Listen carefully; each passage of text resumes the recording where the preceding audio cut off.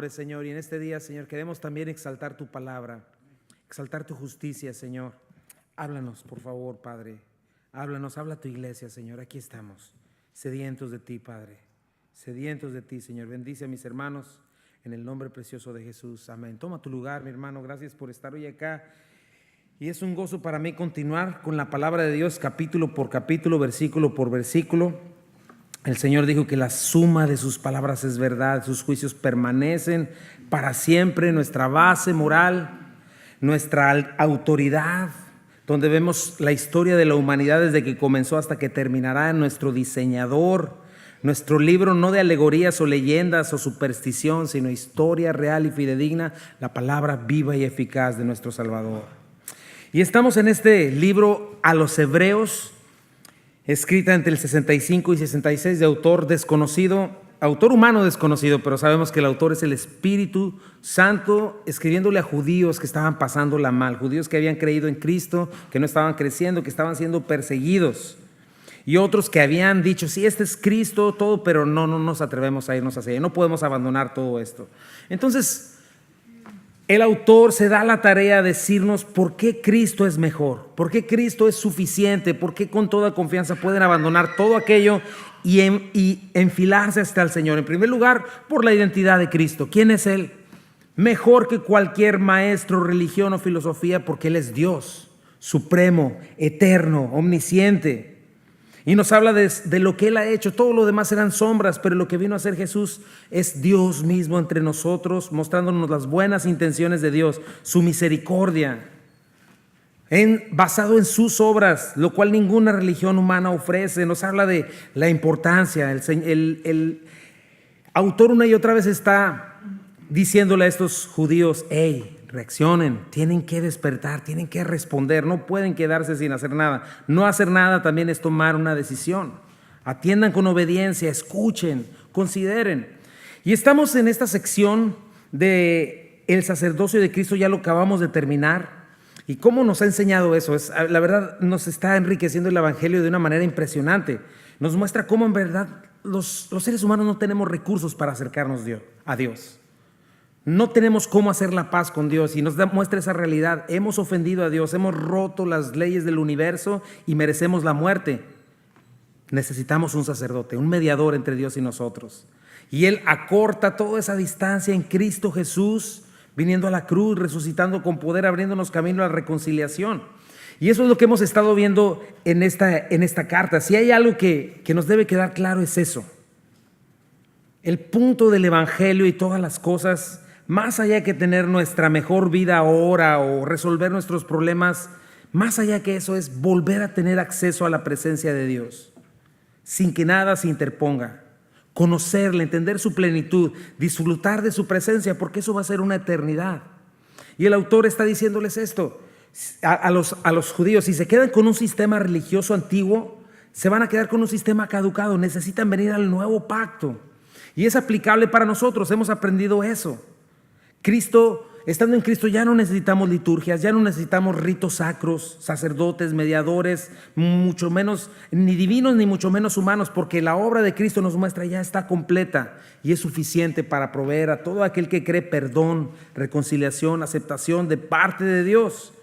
Y nos habla del sacerdote, ¿te acuerdas? Él es infinitamente superior, indestructible, que no está en un tabernáculo temporal, sino en el mismo cielo, abriéndonos un lugar, acercándonos a Dios para siempre, ininterrumpidamente, con un sacerdocio irreemplazable. Todos aquellos sacerdotes se tenían que estar reemplazando por la muerte, y pues había una edad en la que ya no podían servir, pero Cristo es eterno, nunca muere y permanece para siempre. Entonces el sacerdote intercedía por nosotros. Cristo está intercediendo por la eternidad en el cielo, dándonos una salvación perpetua, un perdón perpetuo. Por eso cantábamos que estamos seguros en Cristo.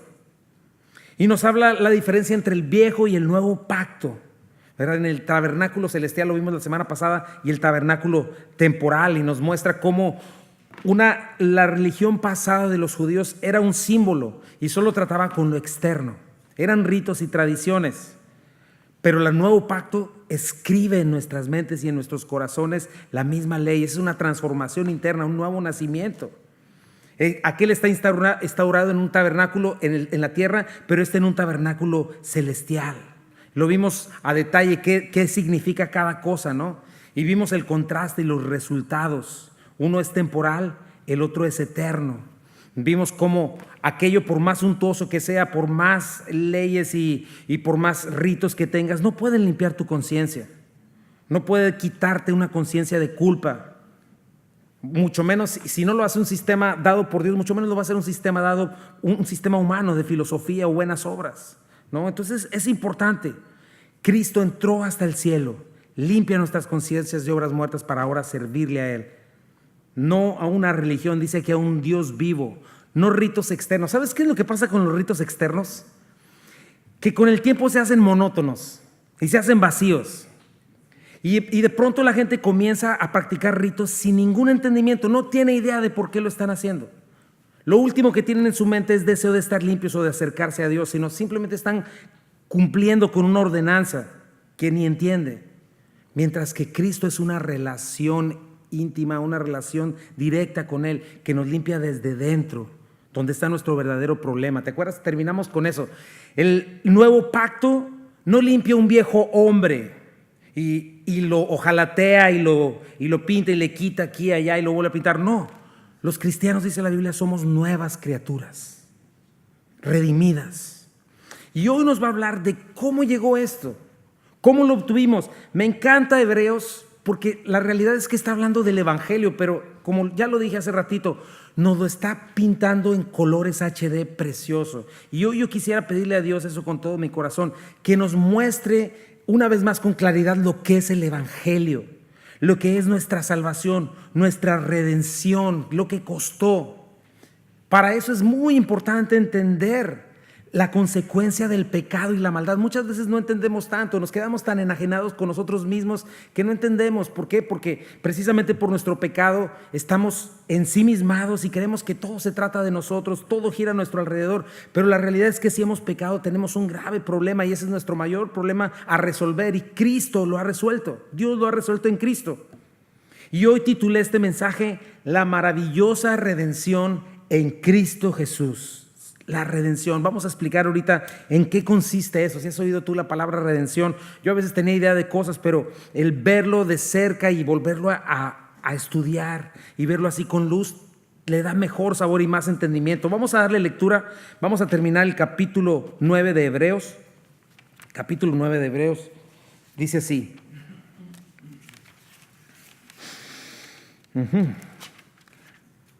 Versículo 15, de ahí en adelante, dice: así que por esto es mediador de un nuevo pacto, para que interviniendo muerte para la remisión de las transgresiones que había bajo el primer pacto, los llamados reciban la promesa de la herencia eterna.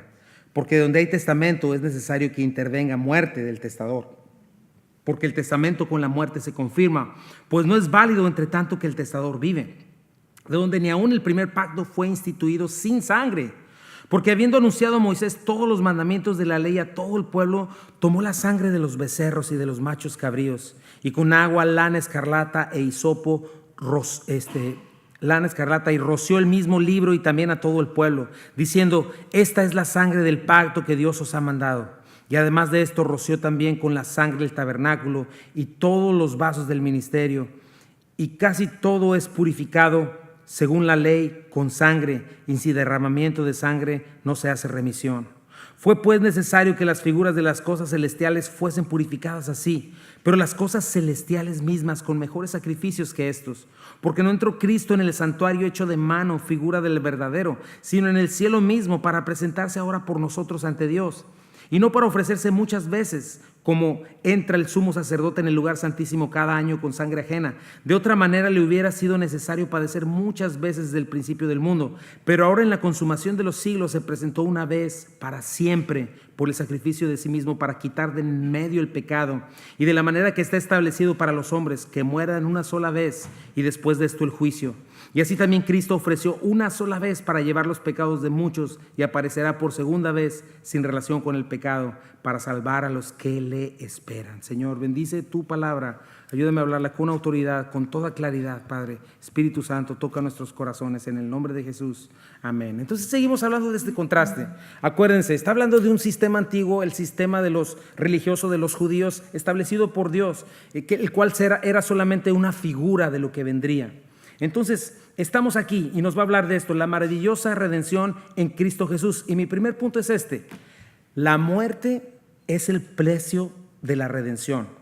Vamos versículo por versículo, como lo hemos hecho. Dice, así que, dice, por esto es mediador de un nuevo pacto, para que interviniendo muerte para la remisión de las transgresiones que había bajo el primer pacto, los llamados reciban la promesa de la herencia eterna. Y lo primero que nos dice es que para que tengamos la salvación tuvo que haber muerte, para que las transgresiones de un primer pacto que no borraran, que el primer pacto no pudo borrar, fueran remitidas.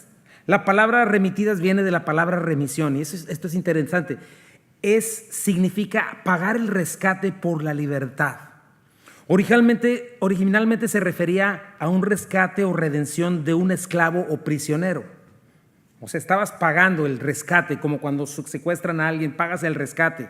Entonces, cuando escuches la palabra redención o remitir los pecados, se está refiriendo a esto. Comienza muy fuerte. Lo que nos está diciendo es que todos hemos pecado y alguien pagó tu multa. Si tú pagaste, alguien pagó tu multa. Y es interesante porque no nada más es una multa para que no fueras a la cárcel, sino es una multa porque estabas en la cárcel. La Biblia dice que si has pecado, eres esclavo de tus pasiones y deseos, de tu naturaleza pecaminosa.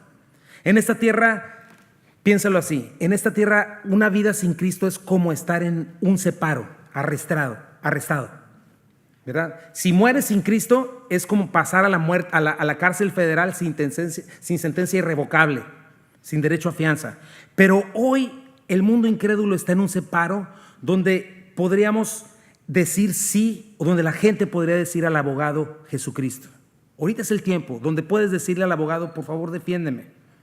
Definitivamente el venir a Cristo nos libra de la condenación eterna, nos quita las cadenas del pecado hoy y nos va a librar de este cuerpo de muerte. Pero velo así, sin Cristo no solamente estábamos en el separo, esclavizados, no solamente estábamos condenados a la condenación eterna, sino que sin Cristo éramos un cadáver andante. La Biblia dice que estábamos muertos espiritualmente. Si tú ya te rendiste a Cristo hoy, si has recibido una nueva vida en ti, dice la Biblia que ahora tienes un nuevo hombre viviendo en ti, una nueva naturaleza. Pero ¿qué crees? Sigues pecando, eso significa que todavía traes arrastrando un cadáver detrás de ti. Aquí lo traes pegado contigo, lo traes por todos lados, es tu viejo hombre. Y ese viejo hombre se levanta cada vez que tú abandonas al Señor, cada vez que tú eres irresponsable en tu tiempo devocional, en la palabra, se levanta y tiende a volverte a esclavizar. Obviamente eso sería ya por necedad, porque ya eres libre. Pero eso es lo que nos está mostrando. Cristo vino a librarnos, pagó el rescate. Pero ¿cuánto costó? ¿Cuánto costó ese rescate? Y vamos a estar viendo, desde la semana pasada estamos viendo toda esta imagen sangrienta. ¿Te acuerdas cuando vimos el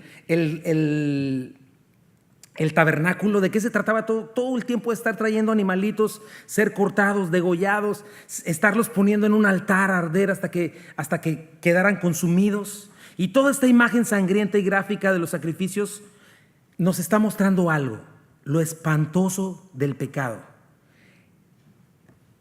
Y nos tiene que llevar a un punto, mis hermanos, que hay un peso horrible de decir sin ninguna preocupación, pues es que ando en mi carne, es que soy un desobediente, un cabezón.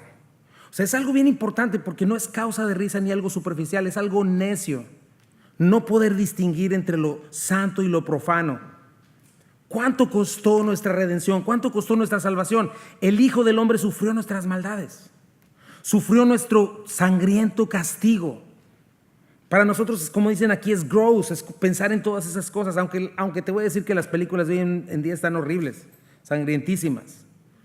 Pero sí nos está mostrando algo, toda esta muerte, el costo de nuestra libertad. Dice Primera de Pedro que no fue oro ni plata, sino la sangre preciosa del Cordero de Dios sin mancha ni contaminación.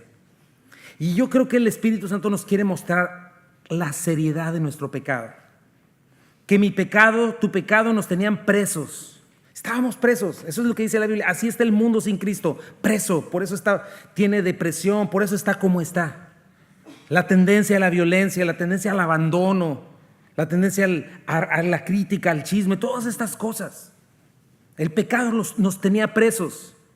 Y la única manera de ser libertados de esas cadenas, el rescate que exige el pecado para dejarnos ir, es la muerte. Eso es lo que nos está haciendo este énfasis. Y Cristo murió pagando ese rescate. Y gracias a su muerte, ahora estamos en la posibilidad, como dice aquí, de recibir una promesa de una herencia eterna.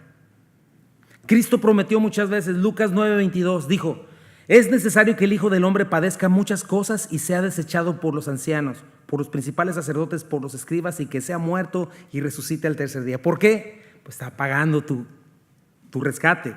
Lucas 24:7, diciendo: es necesario que el Hijo del Hombre sea entregado en manos de hombres pecadores y sea crucificado y resucite al tercer día. Juan 3:14 y 15 dice: y como Moisés levantó a la serpiente en el desierto, así es necesario que el Hijo del Hombre sea levantado en la cruz, ¿verdad? Para que todo aquel que en él cree no se pierda, mas tenga vida eterna. Tienes que comenzar a ver desde este panorama tu pecado, lo que cuesta, y entonces el amor de Dios reflejado en la cruz, muriendo por ti y por mí, para rescatarnos. Piensa en eso. Nosotros no vivimos en el tiempo de la esclavitud, pero cuando veas películas de esclavitud, checa lo que es la esclavitud. Así nos tenía el pecado y Cristo vino a pagar nuestra libertad.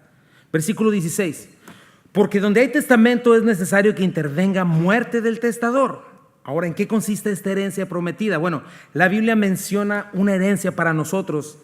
Puede ser la vida eterna. También menciona que es la corona de la vida. También menciona que es el reino de Dios. Habla de recompensas celestiales. Dice las riquezas de su gloriosa herencia en los santos. Pedro nos dice que es perdurable, incorruptible, incontaminada, inmarcesible, reservada en los cielos para ustedes. Efesios 1 nos dice que el mismo Espíritu Santo en el creyente, ¿verdad? Este nuevo hombre del que te hablé, cuando está en nosotros, es adelanto de esa herencia. Es un pedazo de cielo. Nos sella, nos da pertenencia, seguridad, identidad. Cristo lo prometió. Juan 16:7, pero yo os digo la verdad, os conviene que yo me vaya, porque si no me fuere, el Consolador no vendría a vosotros, mas si me fuere, os lo enviaré. Por eso nos dice que esta herencia, para que la recibiésemos, necesitaba morir el testador. Cristo prometió, y para poder heredarnos todo esto también tuvo que morir. Interesante, checa lo que dice el versículo 17. Porque el testamento con la muerte se confirma, pues no es válido entre tanto que el testador vive. Checas cómo el énfasis en esta porción es la necesidad de que alguien haya muerto para que haya libertad, para que haya herencia, para que haya vida.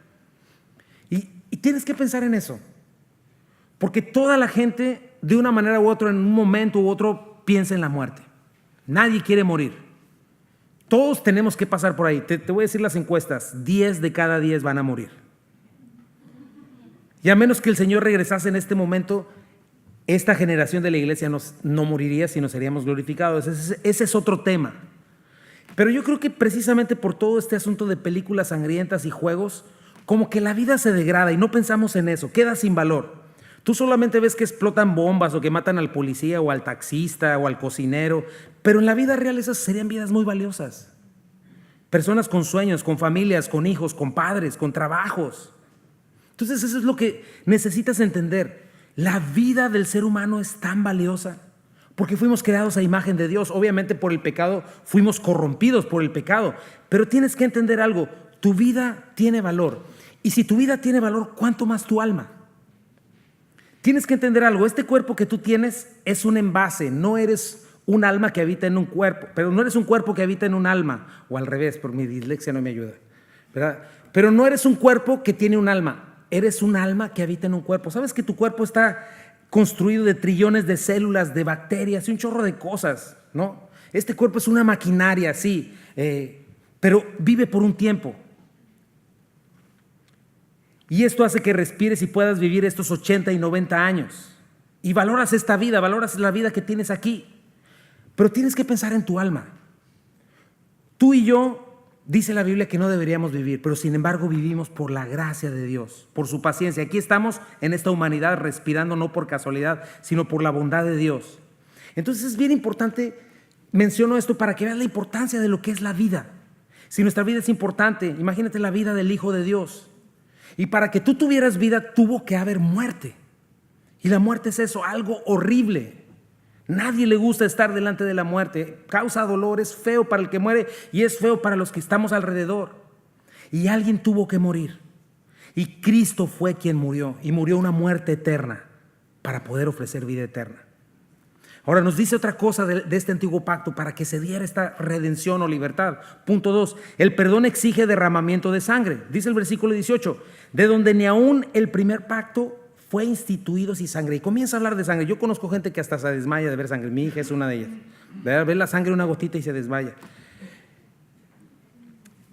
Instituir es la palabra en cainizo que significa inaugurar. O sea, es interesante que cuando Dios dio por inaugurado este primer pacto, comenzó sentado en la sangre derramada. Y nos describe eso. Dice el versículo 19. Porque habiendo anunciado Moisés todos los mandamientos de la ley a todo el pueblo, tomó la sangre de los becerros y de los machos cabríos. Piensa en eso, mataron becerros y machos cabríos con agua, lana escarlata e hisopo. Hizo como quien dice un caldo de sangre con agua, ¿verdad? Y agarró de ahí y roció con esta lana escarlata e hisopo el libro de la ley y a todo el pueblo, diciendo: esta es la sangre del pacto que Dios ha mandado. O sea, en este momento todavía no se construía el tabernáculo. Todas las fotos que te enseñé ayer, todavía no se construía. Dios estaba en el monte Sinaí presentándose con fuego y una nube, y Moisés estaba subiendo y Dios le estaba dando la ley, todas las instrucciones de cómo construir el tabernáculo, el mobiliario y las vestiduras sacerdotales. Pero lo único que había ahí era un altar que Moisés había hecho. Vamos a darle lectura, mira, Éxodo 24, 4 al 8. Dice: y Moisés escribió todas las palabras de Jehová, y levantándose de mañana edificó un altar al pie del monte y 12 columnas, según las 12 tribus de Israel. Y envió jóvenes de los hijos de Israel, los cuales ofrecieron holocaustos y becerros como sacrificios de paz a Jehová. Y Moisés tomó la mitad de la sangre y la puso en tazones, y esparció la otra mitad de la sangre sobre el altar. Y tomó el libro del pacto y lo leyó a oídos del pueblo, el cual dijo: haremos todas las cosas que Jehová ha dicho y obedeceremos. Entonces Moisés tomó la sangre y roció sobre el pueblo y dijo: he aquí la sangre del pacto que Jehová ha hecho con vosotros sobre todas estas cosas. O sea, no había comenzado a funcionar todavía el tabernáculo terrenal, pero sí había dos cosas: un sacrificio, un altar del sacrificio, una víctima o un sustituto, y sangre derramada en un altar, aunque fuera provisional. La ley ya estaba escrita. Unas semanas después la iban a quebrantar haciendo el becerro de oro, pero también lo rocía con sangre, sino también a un pueblo entero. Imagínate la escena. ¿Cómo se vería esa escena de grotesca? Moisés toma la sangre de todos estos animales, que debieron haber sido muchos, porque estamos hablando de que eran por lo menos, eran varios millones de personas, combinada haciendo este caldito. Como si no fuera suficiente con lo rojo de la sangre, agarra lana roja y el hisopo y comienza a salpicar a la gente. Esa es la pregunta que nosotros tenemos que hacernos con respecto al pecado. ¿Qué mensaje querría darle Dios a este pueblo? ¿Qué querría que quedara grabado en su mente y en su corazón? Imagínate esa escena. Más adelante, ya cuando el tabernáculo y el mobiliario es construido, las ropas sacerdotales fueron confeccionadas igual para dedicar y santificar todo esto. ¿Cómo lo hacen? Utilizando sangre. Dice el versículo 21. Y además de esto, roció también con la sangre el tabernáculo y todos los vasos del ministerio. Eso lo puedes leer en Levítico 8. Moisés está consagrando a sus hijos por primera vez, los primeros sacerdotes y todo el mobiliario. Dice así, Levítico 8, 14 al 15. Luego hizo traer el becerro de la expiación, y Aarón y sus hijos pusieron sus manos sobre la cabeza del becerro de la expiación y lo degolló. Y Moisés tomó la sangre y puso con su dedo sobre los cuernos del altar alrededor y purificó el altar y echó la demás sangre al pie del altar y lo santificó para reconciliar sobre él. Yo creo que ya tienes más imagen de lo que estoy hablando con todas las fotografías de ayer. Pero una vez más, para que el sistema comenzara su funcionamiento, iba a ser sobre la base de sangre derramada. Y dice el versículo 22, para resumir con toda esta sección, dice: y casi todo es purificado según la ley con sangre, y sin derramamiento de sangre no se hace remisión. Checa el énfasis. Tienes que entender algo, mi hermano. Habla de dos cosas: purificar y remisión. Entonces tienes que entender eso en cuanto a tu pecado. El pecado no solamente mata, contamina, profana, deshonra, ensucia, envenena. Y nosotros estamos tan acostumbrados a convivir con él que nos parece hasta chistoso a veces y no tiene nada de chistoso. Y vemos películas donde exaltan el pecado y hasta nos parece divertido y no tiene nada de divertido. Es lo que Dios quiere que veamos. La Biblia llama al pecado vómito. Le llama el hedor que despide un sepulcro con alguien pudriéndose. Un pecador es llamado un cadáver en putrefacción. Lo llaman una hostil rebeldía contra Dios. Thomas Watson dice, el pecado convierte la belleza en deformidad. Ese es el pecado y es lo que nos está mostrando. Piensa en esa imagen. Dios lo hizo todo perfecto, pero el pecado vino a distorsionar toda la perfección de Dios. Por eso hay necesidad de que seamos purificados. Y la única manera, según la ley, es con sangre. Es decir, con la muerte del que transgredió. De la misma manera hay remisión, ya lo vimos. Estamos esclavos. El pecado no más nos hace horribles, sino que nos amarra. Y el pago para salir libres de esa esclavitud es la sangre. Eso es lo que cobra. Eso es lo que está pidiendo. Mateo 6:12 nos dice algo. Y perdona nuestras deudas como también nosotros perdonamos a nuestros deudores. O sea que cuando pecamos, quedamos en deuda con aquella persona. Cuando alguien peca contra nosotros, queda en deuda con nosotros. Por eso se dice, me la va a pagar, ¿verdad? Me la debe, ¿verdad? Pero de la misma manera dice, todos hemos pecado contra Dios. Imagínate, le debemos al creador del universo, le debemos todo. Y la deuda que tenemos con Él no la podemos pagar más que con la muerte. La deuda que tenemos con Él no se compara con las deudas que nosotros podríamos tener entre nosotros. Por eso una y otra vez leemos acerca de la sangre de Cristo. Está hablando el mismo principio, la sangre. La paga del pecado es muerte, el alma que pecare esa morirá. Y eso es lo que el viejo pacto mostraba con su simbología. Cuando traías el cordero, cuando te decía eres inmundo todo el día, o sea, el pecado te dice estás impuro, estás muerto por tu pecado, estás arrastrando un cadáver, todo el tiempo necesitas a un redentor, necesitas que alguien pague por ti. La única manera en la que tú puedas pagar por ese pecado que estás arrastrando es muriendo tú o por la misericordia de Dios diciéndote yo voy a dar un sustituto que muera en tu lugar, que pague por ti, que pague por tu libertad. Eso es lo que hace Levítico 17:11, dice ahí, porque la vida del cuerpo está en la sangre. Les he dado la sangre sobre el altar con el fin de purificarles para hacerle justos ante el Señor. Es la sangre dada a cambio de una vida la que hace posible la purificación. Entonces nos muestra esto, la única manera de acercarte a Dios siendo impuro, es decir, siendo limpiados de la putrefacción del pecado, el cual es muerte, siendo justificados en dos direcciones, que se haga justicia por nuestras transgresiones y que seamos vestidos de la justicia de Dios. O sea que Dios no podría verte a ti ni a mí, lo que dice aquí, si no nos viera completamente inocentes. Entonces me gusta eso porque la sangre no nada más nos purifica, nos cubre. Ahora, ¿cómo es eso posible para un ser humano? Se requeriría en todo tiempo la muerte de un sustituto inocente que derramara su sangre para justificarme y para purificarme. Entonces, ¿cómo será esto? ¿Qué tiene que ver esto de la sangre? Porque hay quien pueda pensar en eso. Entonces, ¿es la sangre física de Cristo la que tendrá algún poder místico y especial?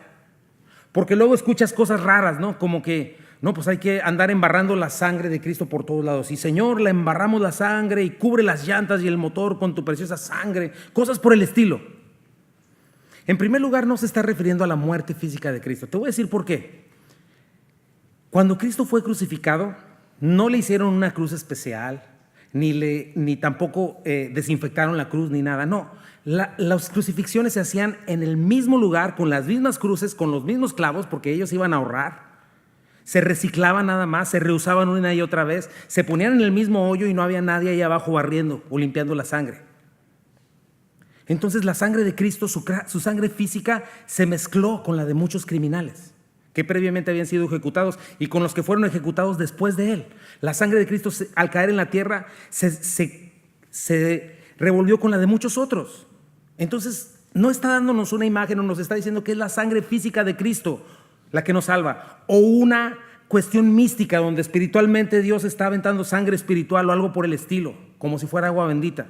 No, lo que nos está diciendo es algo, lo que venimos viendo desde arriba, es el acto mismo de su muerte. lo que dice en Levítico, la vida del cuerpo está en la sangre. Y lo que está diciendo es que Cristo derramó su sangre, derramó su vida por nosotros. Como dice el texto, vida por vida. La vida de un hombre como ningún otro hombre, Jesucristo, sin pecado, sin maldad, fue ejecutado, fue derramado, su sangre fue derramada, su vida justa por nuestra vida injusta. Primera de Pedro 3:18 nos dice, porque también Cristo padeció una sola vez por los pecados, el justo por los injustos para llevarnos a Dios, siendo a la verdad muerto en la carne, pero vivificado en espíritu. Ya lo habías oído ese antes. Y Moisés está diciendo esto, esta es la sangre del pacto, se requiere sangre. Pero mira lo que dice Jesucristo, Mateo 6:28, porque esto es mi sangre del nuevo pacto, en la misma noche que fue entregado, que por muchos es derramada. ¿Para qué? Para remisión de pecado. Entonces encuentra algo, no es que Dios sea como los dioses paganos con hambre y sed de sangre. Y los retratan así, ¿no? Como fieras desalmadas que se deleitan en matar y destruir. Ese es otro, Satanás es el que vino a robar, matar y destruir. La humanidad proyecta su corazón pecador, una humanidad injusta, llena de violencia injusta. Lo primero que ves después del pecado de Adán y Eva es la muerte de Abel por la mano de Caín. Pero checa que en Dios es diferente. Solamente Él quería que ellos vieran lo duro del pecado, lo horrible del pecado, el costo de su salvación. Porque checa lo que Dios está buscando con todas estas imágenes de sangre: purificación y rescate. Muchos dicen, ay, pues es que si sabía que Adán y Eva iban a desobedecerlo, ¿para qué puso el árbol de la sabiduría del bien y del mal en medio? ¿Te han preguntado eso? Pues te voy a decir dos cosas. Primero, Dios quería que así como un padre anhela que su hijo lo respete, lo reconozca, lo ame, lo obedezca por voluntad propia, no a fuerza, que respondiera a su amor. Así quería Dios de nosotros. Dios no quiere robots. Dios le dijo a Adán y Eva, les dio a Adán y Eva un mundo perfecto, les dio lo mejor de él. Adán y Eva no tenían una sola razón para dudar de Dios, ni siquiera el pecado estaba en ellos. Dios les había dado generosamente todo. Y en función a eso, Dios quería que ellos respondieran con ese árbol diciendo, yo no voy a agarrar de ese árbol porque amo a Dios, porque lo que Él dice es verdad. Y en función a lo que estamos aprendiendo hoy es lo segundo. Si Dios sabía que Adán y Eva pecarían y lo abandonarían, y las consecuencias tan terribles y abominables del pecado, el dolor, la enfermedad, muerte, atacando a niños y adultos y viejos por igual, ¿por qué lo permitió? Ahora, observa todas estas imágenes del antiguo pacto. Ya lo vimos, el tabernáculo, los animalitos, todo. Piensa en esto, en este plan de redención, donde por cierto, si no ves a Dios, no es porque Dios se haya ido. El que se movió del lugar fuimos nosotros. El que le dio la espalda fuimos nosotros a Dios, y por eso estamos así. Dice la Biblia que nos descarramos como ovejas. Escogimos el pecado, ignoramos a Dios. Ok. Y si Dios sabía todo esto, ¿por qué su plan tuvo que consistir en eso? Bueno, observa todo el plan y dime una cosa. ¿Quién es el que está cargando con el mayor costo? Cristo, Dios mismo. ¿Quién es así? ¿Quién es el que está pagando con los platos rotos de toda una humanidad rebelde y necia? Es Cristo. ¿Para qué? Para que una vez más la humanidad pueda enamorarse de Él y pueda volver a ver su generosidad. Porque Él bien pudo habernos dejado ahí, pero no lo hizo. Para poder mostrar su bondad, su justicia, su perfección, de alguien quien es bueno, pero al mismo tiempo es justo y santo, que no puede ver la maldad. Quien no se deleita en la muerte del malvado, dice aquí, sino se deleita en perdonar y en ofrecer misericordia. Y para poder dar misericordia, costó sangre inocente. Y Él no mandó ni creó un ser especial, sino Él mismo vino, se vistió de nuestra carne y murió por nosotros, tomando lo peor de su plan de redención, cargando el costo mayor de su plan de redención. Versículo 23 dice, fue pues necesario que las figuras de las cosas celestiales fuesen purificadas así, pero las cosas celestiales mismas con mejores sacrificios que estos. Y vuelve a hacer énfasis, era necesario.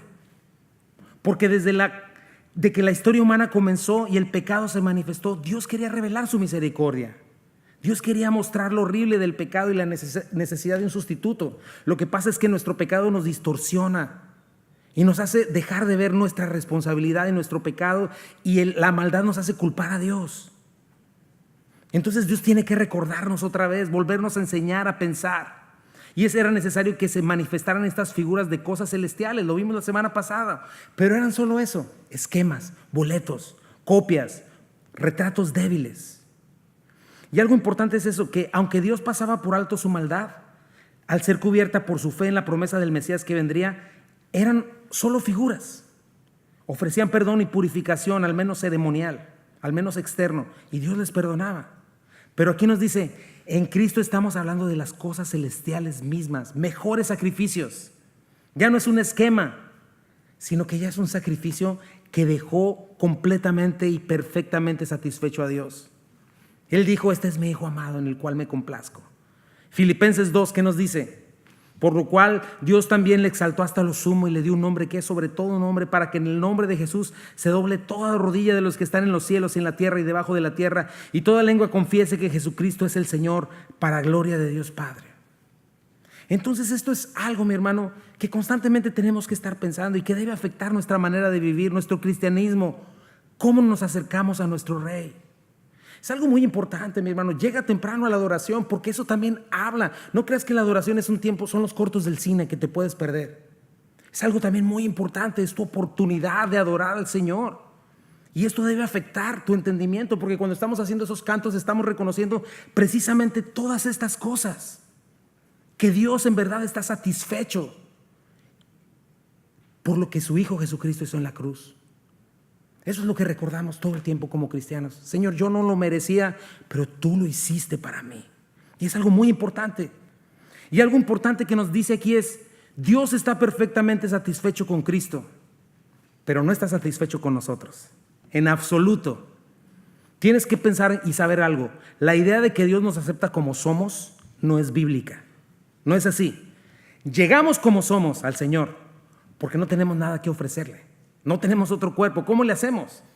Pero lo interesante que es que cuando nos rendimos a Cristo y Cristo nos lava con su sangre y nos perdona y nos liberta, nos presenta al Padre no como somos, sino como es Él. Eso es impresionante. Tienes que verlo. Cualquiera podría venir a Dios, si fuera que Dios me acepta como soy, cualquiera podría venir a Dios y venir así todo apestoso y horrible y decir: pues aquí estoy, Dios, recíbeme. No es posible. Porque Dios es perfectamente justo y de ningún modo va a dar por inocente al culpable. Y si es un buen juez, no va a dejar ir al malvado. Pero cuando Jesús nos presenta con el Padre, se está presentando a sí mismo con toda su justicia y perfección. Y nos está presentando a nosotros vestidos de su justicia. ¿Y sabes por qué está satisfecho Dios hoy con nosotros cuando somos creyentes? ¿Sabes por qué no tenemos ni un solo temor de ser arrebatados de su mano?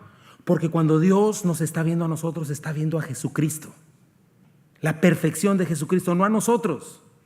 Por eso es que podemos sostenernos delante de la presencia de Dios. No es ninguna otra cosa.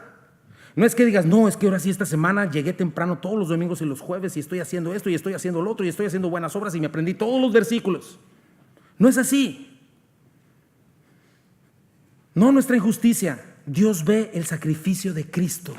Dios ve no nuestro pecado.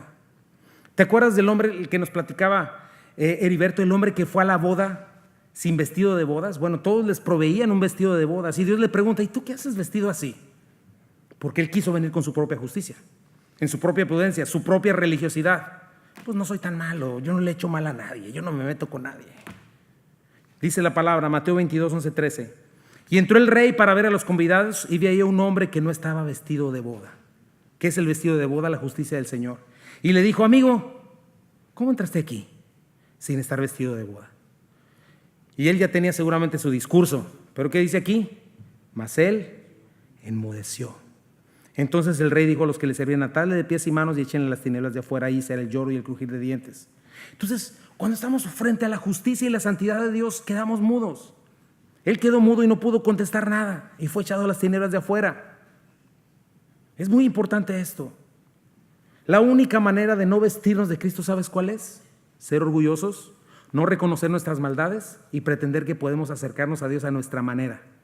Creer que nosotros sí somos suficientemente justos, porque pues no somos Hitler, nunca hemos matado a nadie, pero no es así. Dice la Biblia que si tú odias a alguien, en tu corazón ya le mataste. Por eso es imposible Y además es una afrenta contra Cristo pensar de esta manera. Porque piensa en eso, ¿por qué Cristo, el dador de vida, el eterno Dios creador, abandonaría su trono, se dejaría humillar y escupir de la manera más horrible que pueda haber existido, si tú de alguna manera pudieras pararte delante de Él con tu propia justicia? Sería ilógico. Pero todo eso nos lo da Cristo. Dice el versículo 24: porque no entró Cristo en el santuario hecho de mano, figura del verdadero, sino en el cielo mismo, para presentarse ahora por nosotros ante Dios.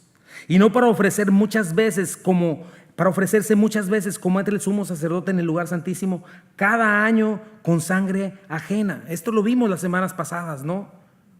El sumo sacerdote y los sacerdotes tenían que estar continuamente ofreciendo sacrificios y en un lugar terrenal. Pero Cristo no entró a un tabernáculo terrenal, sino a la misma presencia de Dios, y nos llevó con Él, y dice aquí, una única vez y para siempre.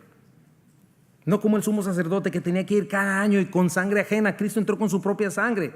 Versículo 26 dice: de otra manera le hubiera sido necesario padecer muchas veces desde el principio del mundo. O sea, Cristo habría tenido que estarse sacrificando continuamente, es lo que está diciendo aquí. Pecó Adán, órale Jesús, a sacrificarte. Ya pecó Chuy, otra vez, ahí voy.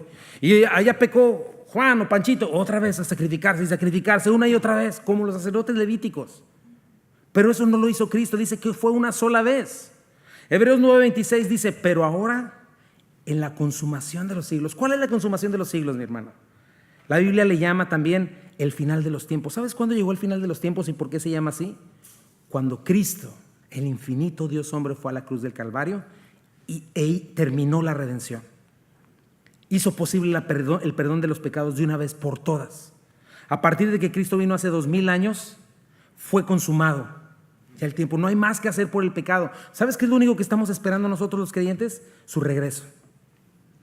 Y cuando Él regrese ya no va a venir a tratar con el pecado, porque eso ya quedó tratado, ya quedó consumado. Va a venir por su iglesia y va a establecer su reino. Por eso Cristo dijo: yo soy el camino y la verdad y la vida, y nadie viene al Padre si no es por medio de mí. En ningún otro nombre hay salvación, porque la obra de Cristo ya fue culminada a la perfección. Lo que vimos la semana pasada. Lo mencionábamos, ¿no? Por ejemplo, los católicos asumen en su propia lógica, y no porque esté escrito, sino en su propia lógica. Y ellos piensan, bueno, si Cristo es un sacerdote perfecto y un sacerdote tiene que estar constantemente haciendo sacrificios, entonces el sacrificio de Cristo tiene que ser perpetuo también. Entonces decidieron que cada domingo se tiene que estar sacrificando una y otra vez semanalmente a Cristo. Si tú quieres perdón, gracia, arrepentimiento, tienes que estar yendo cada domingo a asistir a un sacrificio y otro sacrificio de Cristo. Pero eso no es lo que hemos visto una y otra vez en esta carta. Eso no es lo que enseña la Biblia completa. Dice Hebreos 9:26, se presentó una vez para siempre. ¿Puedes leer eso conmigo? 1, 2, 3. Se presentó una vez para siempre. Punto. Por el sacrificio de sí mismo para quitar de en medio el pecado. Y lo puedes leer en una Biblia en latín o en griego o en el idioma original. Significa lo mismo. Búscalo en cualquier Biblia, quizá con otras palabras, pero dice lo mismo. Por eso es por lo que, piensa en eso, rara vez tú ves una cruz católica vacía. Rara vez ves una imagen de Cristo donde Cristo no está sufriendo. Te voy a decir por qué. Porque por este mal entendimiento de la palabra de Dios, para ellos Cristo sigue crucificado. Y lo están crucificando cada vez. ¿Por qué crees que aquí no hay una cruz con un Cristo crucificado? ¿Por qué crees que los cristianos no usamos una cruz donde Cristo esté crucificado? Y a veces sí tenemos una cruz, pero es una cruz vacía. Porque Cristo ya se sacrificó una sola vez. Y ya venció a la muerte. Y ya subió a los cielos. Y ya se presentó una vez y para siempre delante del Dios el Padre y quitó el pecado de en medio. Y nos llevó con Él. Y nosotros estamos sentados en lugares celestiales junto con Cristo, porque su sacrificio único ya fue hecho. Y las terribles consecuencias sangrientas del pecado ya fueron quitadas. Eso es lo que la Biblia enseña. Y es lo que estamos leyendo. ¿Sabes que Cristo nos ordenó celebrar la comunión, la Santa Cena, para recordar este sacrificio? Para recordarnos que ya quedó completa nuestra redención. Pero no estamos, en la Santa Cena no estamos queriendo crucificar a Cristo otra vez. Cristo nos ordenó recordar su muerte, pero no estar intentando repetirla cada vez. Eso está totalmente claro. Punto número 3. Cristo fue nuestro sustituto y recibió sobre sí mismo nuestro juicio. Dice el versículo 27.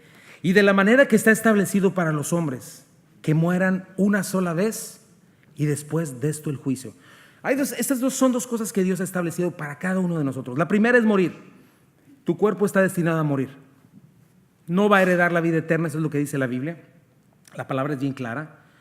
Como ya lo comenté, todos cargamos con un muerto este cuerpo. Está vendido al pecado. La única opción que tiene este cuerpo es morir, ¿verdad? Y ser consumido. Y lo único que podemos hacer para no tener esto, ya lo dijimos, es andar en el Espíritu, caminar con Cristo. Recuerda eso, porque si no, inmediatamente ese cadáver que andas arrastrando se levanta y te quiere volver a esclavizar.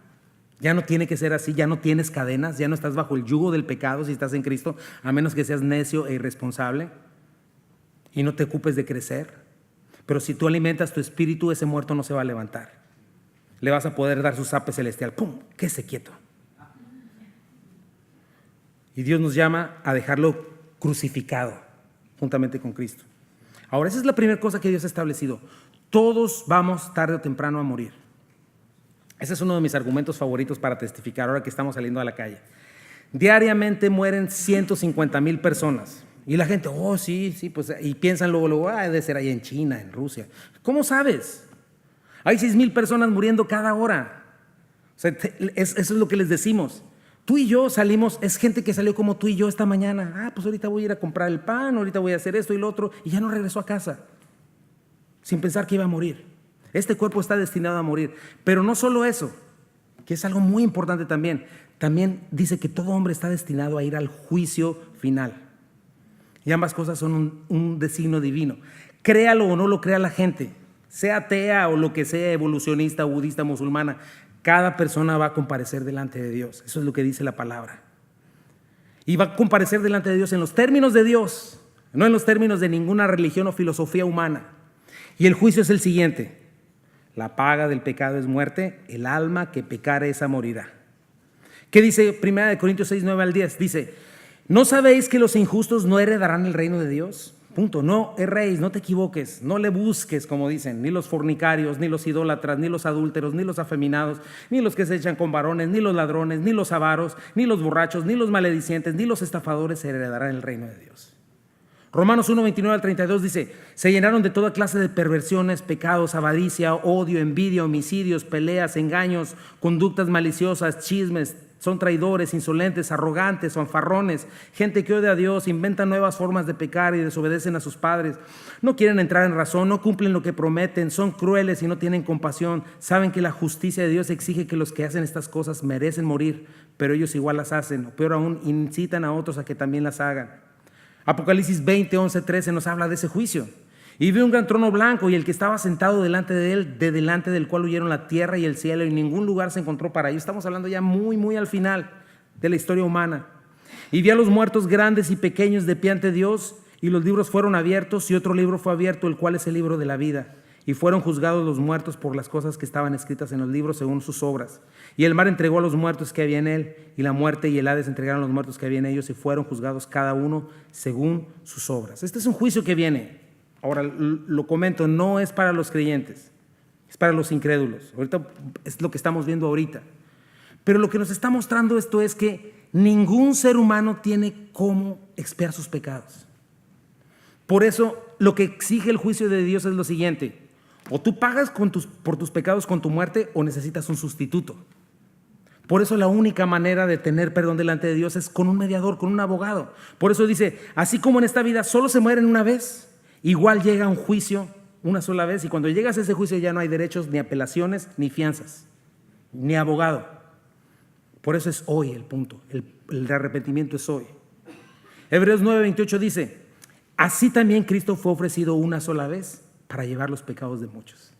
Esto es algo impresionante, mi hermano, porque también Cristo, como todo hombre, Él fue hombre totalmente y nunca dejó de ser Dios, murió una sola vez como nosotros.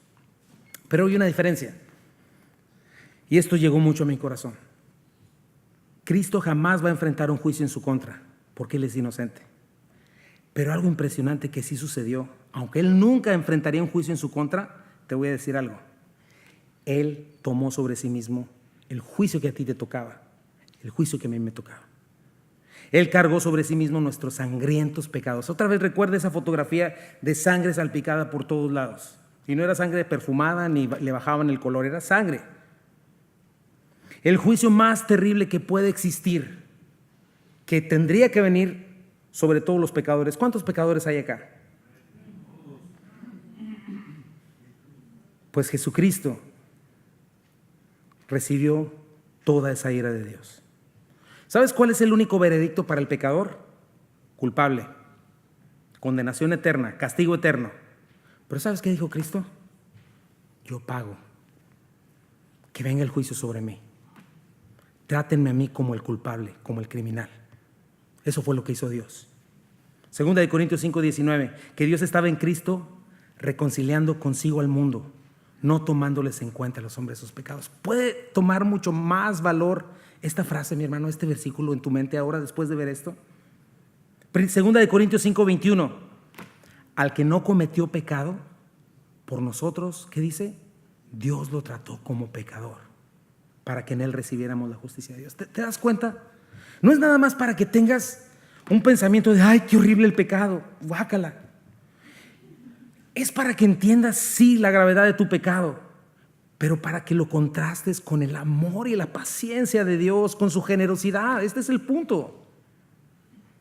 Lee conmigo Isaías 53 y checa cómo toma un sabor diferente.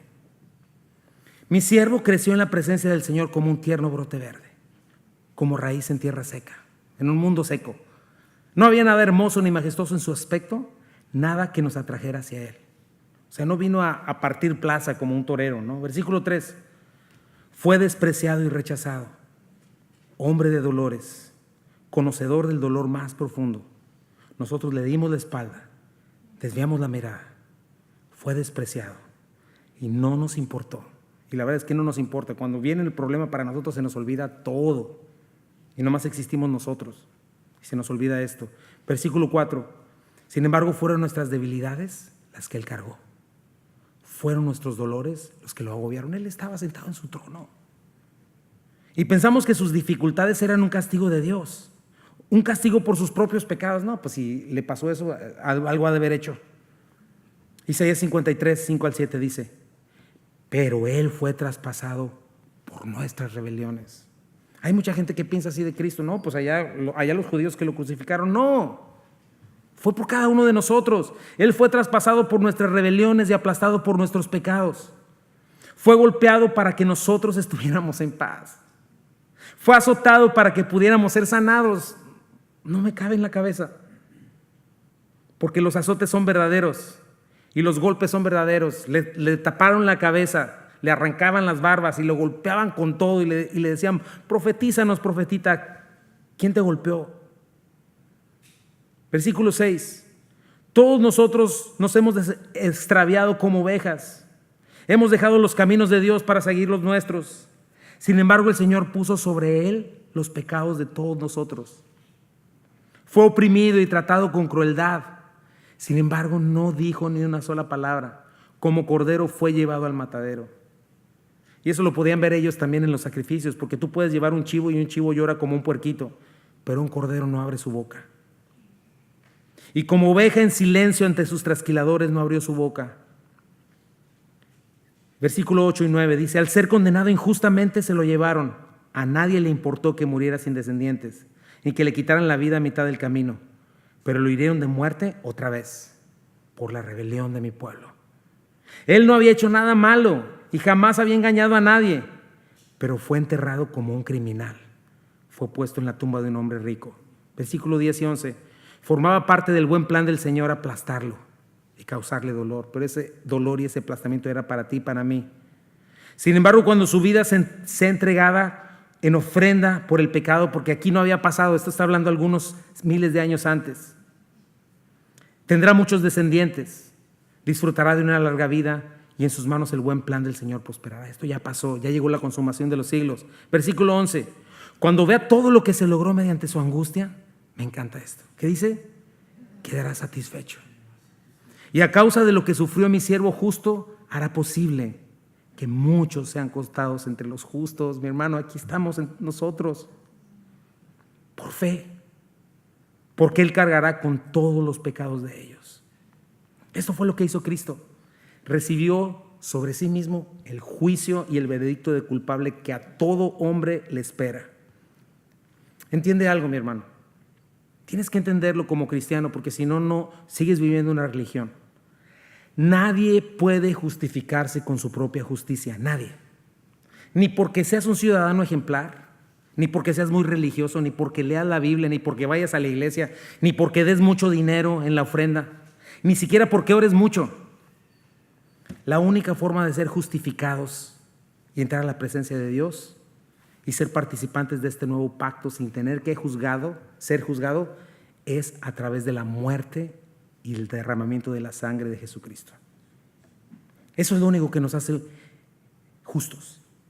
Cuando confiamos en Él como nuestro Salvador, cuando entendemos nuestro pecado y cuando confiamos en Él. Porque si pudiéramos ser buenos por nuestra cuenta, no necesitaríamos expiación.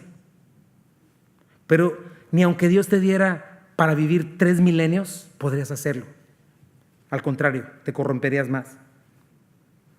Por eso es que el juicio va a ser mayor para aquellos que escuchando el Evangelio lo rechacen.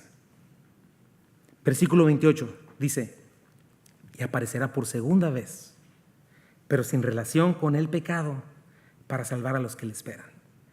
¿Te acuerdas la imagen del Yom Kippur, mi amor, mi hermano, que vimos la semana pasada?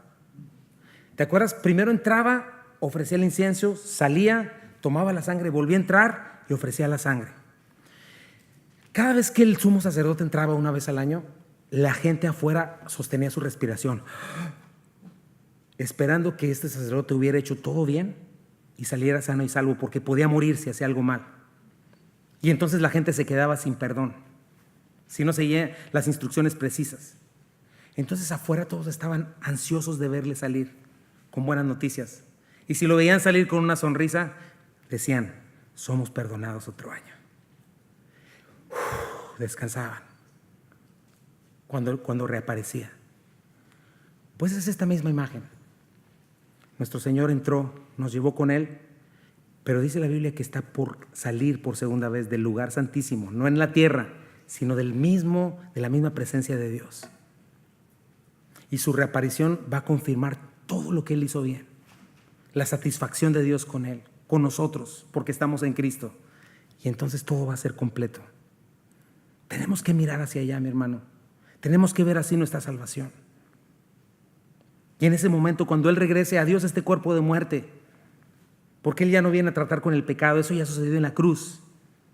Y todos deberíamos de estar esperando, tomando, porque Él dijo eso: cuando empiecen a suceder esto y esto y esto, levante sus ojos al cielo, porque su redención está cerca. Dice, permanezcan velando como un buen mayordomo y fiel que espera que su Señor venga. No sean como el que se duerme, que se gasta su vida en borracheras y golpea a sus consiervos. Ustedes, dice, velen. Si el Señor llega a la 1, a las 2, a las 3 o a las 4, a la hora que llegue, dice, porque Él mismo se ceñirá, le sentará y Él mismo le servirá. Dice el versículo 2 de Timoteo 4:8, y ahora me espera el premio, la corona de justicia que el Señor juez justo me dará el día de su regreso. Checa lo que dice, mi hermano. Y el premio no solo es para mí, sino para todos los que esperan con anhelo su venida. Ponte a pensar en eso, mi hermano. Si yo te digo, Señor, ojalá que vengas hoy, y si ese día para ti es un día de terror, pregúntate cómo está tu fe. Pregúntate si tu esperanza solamente consiste en lo que puedas tener aquí y ahora. Tienes que hacer inventario de tu cristianismo, mi hermano. Porque si solo esperas en lo mejor para aquí, para ahora, te tengo malas noticias. Tu cuerpo está destinado a chafear, a envejecer. Y si un día te va mal pensando así, vas a tropezar. Y si pierdes todo, si te deportan, si te da cáncer, si pierdes un hijo, si pierdes una madre y tu esperanza solo está aquí, vas a ser miserable. Y nadie dice que no puedan pasar esas cosas. Jesucristo dijo, en el mundo tendrán esa aflicción, pero confiad porque yo he vencido al mundo. Las promesas del Señor superan este mundo, mi hermano. Superan esta tierra, superan esto. Los discípulos lo vieron ascender con sus propios ojos. Y todos ellos, al verlo, estuvieron dispuestos a dar su vida. Lo vamos a estar leyendo en Santiago, pero muchos de ellos perdieron casas, esposas, hijos, su propia vida. ¿Cuántos no murieron en el circo romano? lo vieron resucitar y escucharon esas promesas. Las promesas de Cristo son reales. Y hoy tenemos nosotros la Escritura llena de promesas eternas. Mira lo que Pablo les decía a los corintios cuando estaban hablando de las esposas, y los esposos es que ya no aguanta esta y es que todo lo otro. Estaban en problemas, situaciones, y mira lo que les dice Pablo, 1 Corintios 7. Lo que quiero decir, hermanos, es que nos queda poco tiempo. De aquí en adelante los que tienen esposa deben vivir como si no la tuvieran. Y ahí algunos dicen amén. No, mi hermano, no digas amén. Versículo 30. Los que lloran como si no lloraran. Los que se alegran como si no se alegraran. Los que compran algo como si no lo poseyeran. Los que disfrutan de las cosas de este mundo como si no disfrutaran de ellas. Te voy a decir por qué y te da un argumento bastante convincente. Porque este mundo en su forma actual, ¿qué dice? Está por desaparecer. Así de sencillo. Viene Cristo, tú vas para allá. El punto es: busca primero el reino de Dios y su justicia divina. Aprende a vivir con las maletas hechas. Si Dios te regala algo, disfrútalo, ok, pero no te ancles a este mundo. Porque no vas a permanecer para siempre, ni tú ni nadie. Y aunque digas, no, para las futuras generaciones, no, si el Señor viene, este mundo va a chafear por completo. El tiempo es limitado. Deja de pensar como necio. Este mundo está diseñado para engañarte y hacerte creer que estos 80, 90 años es lo único que tienes para vivir. Pero sigue una eternidad. Y te voy a decir algo, la eternidad es mucho tiempo, mi brother.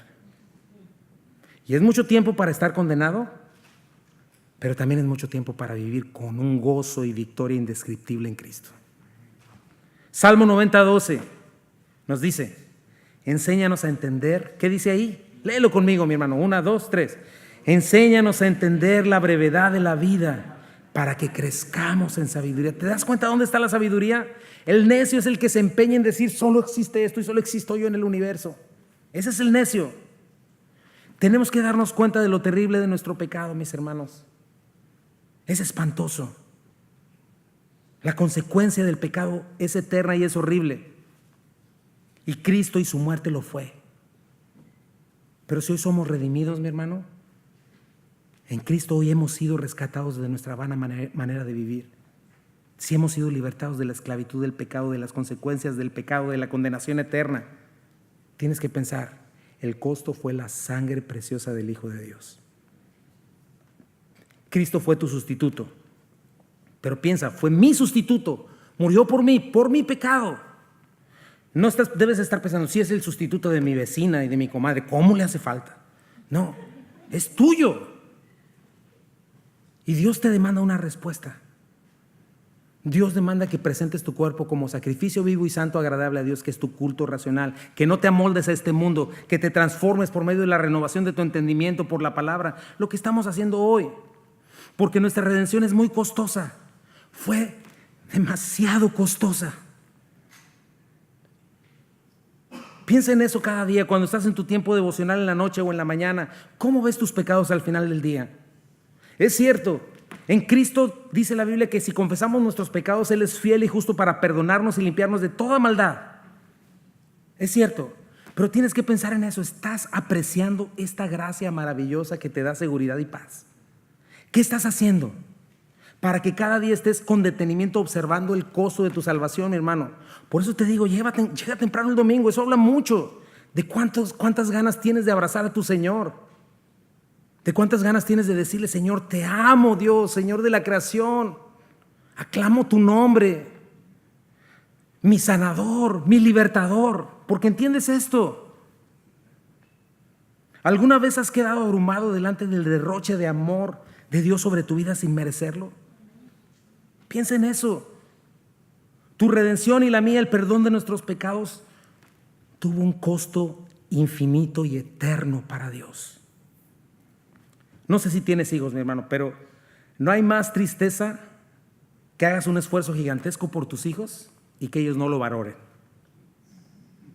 O que traten de sacarte más provecho. Ahora ve aquí, al cabo mi papá. ¿Sabes por qué? Por ser egoísta y centrado en ti mismo. Piensa en eso, mi hermano.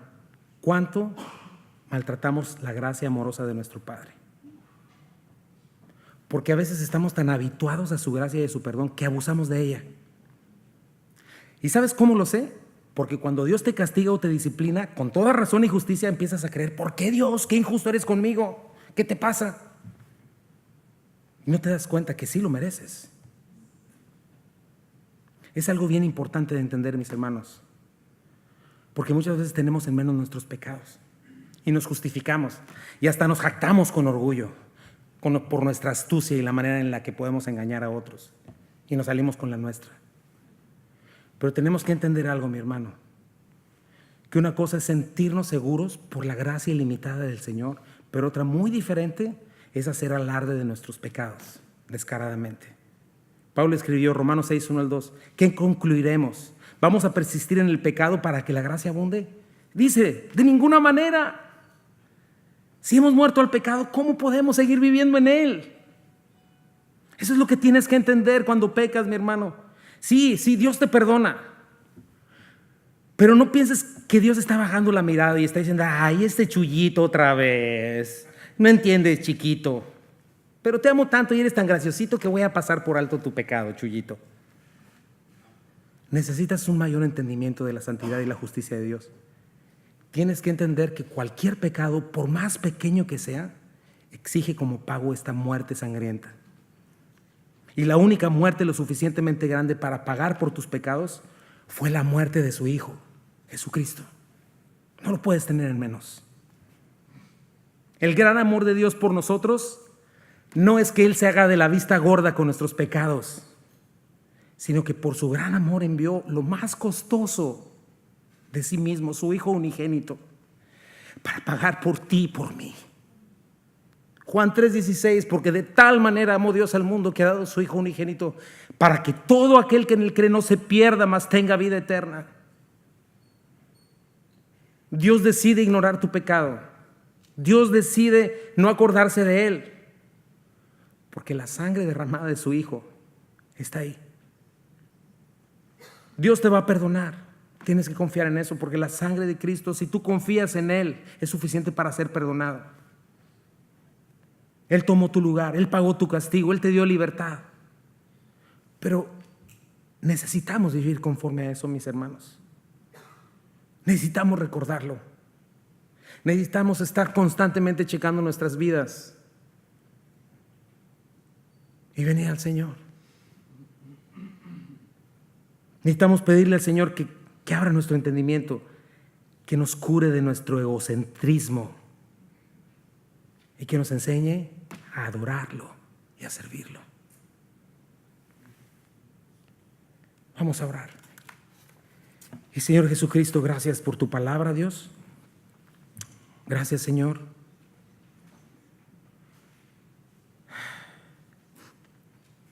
Quisiéramos en este día, Señor, voltear nuestros ojos a ti, Señor, y mirar, Señor, no llenos de condenación o culpabilidad, Señor, sino llenos de agradecimiento, Padre. Llenos de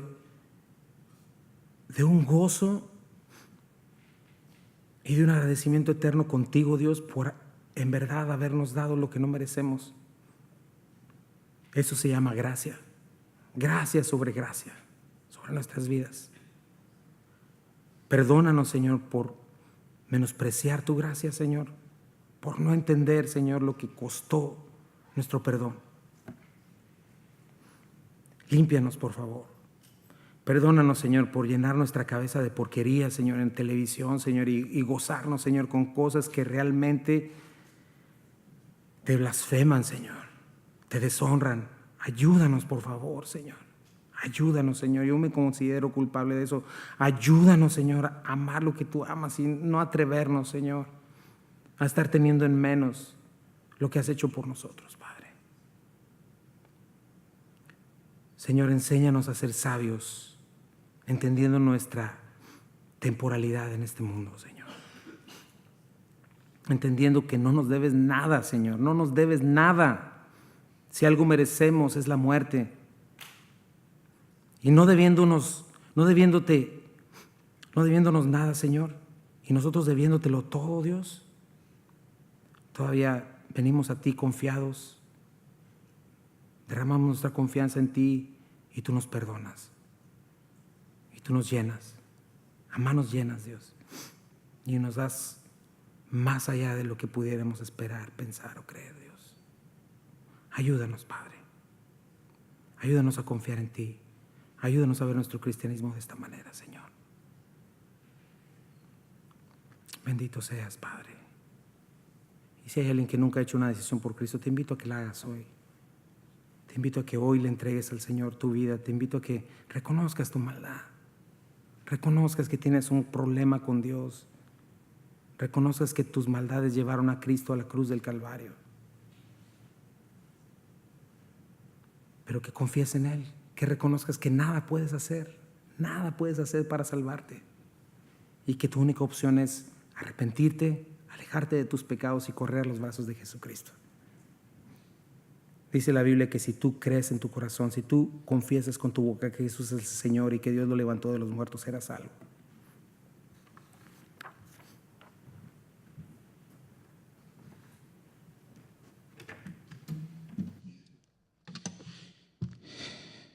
Ponte de pie, por favor. Y vamos a cantarle al Señor un cantito más para despedirnos y decirle: espero que este canto todavía haga en tu corazón una mella profunda y di: por tus llagas yo soy sano, por tu sangre yo soy limpio, Dios. Eres mi sanador. De las cenizas, dile: de las cenizas me levantaste, de tinieblas me rescataste, Dios. Eres mi sanador.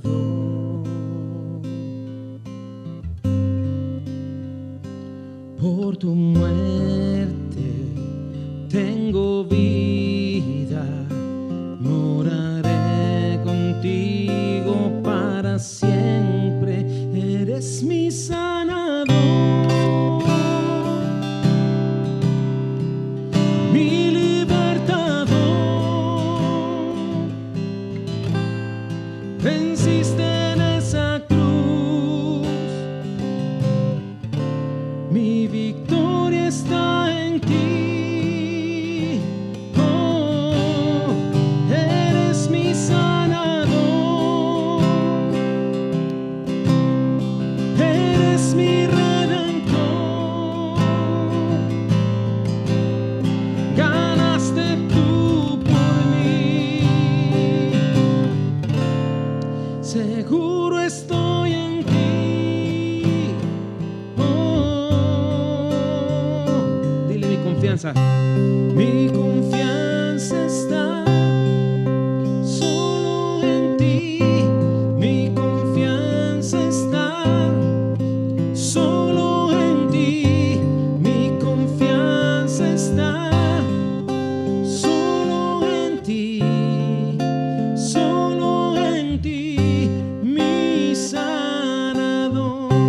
Mi confianza está solo en ti. Mi confianza está solo en ti. Mi confianza está solo en ti. Solo en ti, mi sanador.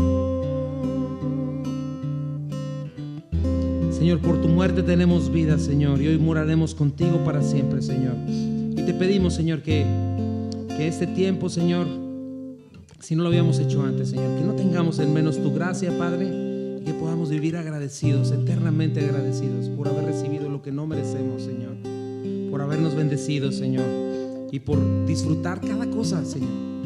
Aún cada día que despertamos, nuestro trabajo, las bendiciones que nos da, Señor, todas esas cosas son dignas de agradecerte, porque dice tu palabra que toda buena dádiva y todo don perfecto proviene de lo alto. tú, el Padre de las luces. Gracias por cargar con lo más costoso de nuestra salvación y redención, Señor. Tú fuiste quien moriste, Señor. Gracias, Padre. Gracias, Padre. Y aún en las dificultades, Señor, permítenos vivir agradecidos, Señor, porque ya nos lo has dado todo, Señor. Porque tus promesas, Señor, aunque a veces no lo entendemos, Señor, tus promesas rebasan cualquier cosa en este mundo, Señor. Gracias, Padre. Gracias porque estamos seguros en ti. Por última vez vamos a decirle: mi confianza está en ti, y nos despedimos. ¿Listos? Dile: mi confianza está solo en ti. Mi confianza está solo en ti. Mi confianza está solo en ti. Solo en ti, mi sanador. Mi confianza está solo en ti. Mi confianza está solo en ti. Mi confianza está solo en ti. Solo en ti, mi sanador. Señor, llévanos con bien a casa, Padre. Gracias. Gracias, Padre. Mis hermanos, que Dios me los bendiga y sigan disfrutando de